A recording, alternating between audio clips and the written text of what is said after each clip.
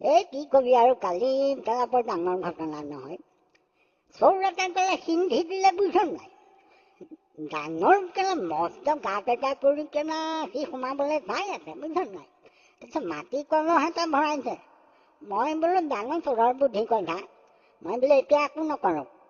তাৰপিছত কেলা মূৰটো ভৰাই দিছে। মই আৰু কাষত ৰৈ আছোঁ বেৰখনৰ কাষতে। কেলা মহতা কোনডাল আছিলে কেলা পূৰ্ণ হতে এক মাৰ দিছোঁ, মূৰটো দুফাল নহয় বুলি ভাবিছনে নাই হোৱা কেলা। সি কি কৰে মই চাই আছোঁ। তাৰপিছত আৰু আহি পেলাই আৰু দেখিছোঁ মোৰ মানুহজনে কাণৰ থুৰীয়াজত কেলা হাত দিছে।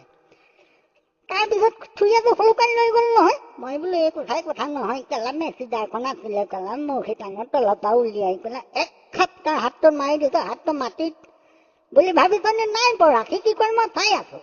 তাৰ পৰা কেলা আমাৰ আৰু সেই বৰপেৰাটোৰ পৰা কেলা পিতলৰ কাঁহৰ গোটেই বাচন বৰ্তনবোৰ লৈ পেলাই সি পেলাই দুৱাৰখন কেৰেক্টৰ মাৰিছে বুজিছা নাই। ওলাই গ'ল। দেওনাখনৰ ওচৰত পাওঁতে কেলা পিকানডাল লৈ কেলা পিঠি ফালৰ পৰা ভৰাই দিলোঁ কেলা, এইফালে ওলাই গ'ল বুলি ভাবিছনে নাই মৰা। মই সি কি কৰে মই চাই আছোঁ। তাৰপিছত ৰাতিপুৱাইছে আকৌ মানুহজনীয়ে কেলা গালত দুটা চৰ দিছে। মই তেতিয়া কৈছোঁ বোলো কেলা চোৰ ধৰা কামটো মোৰ নহয় নহয় কেলা, সেইটো পুলিচৰ কামহে।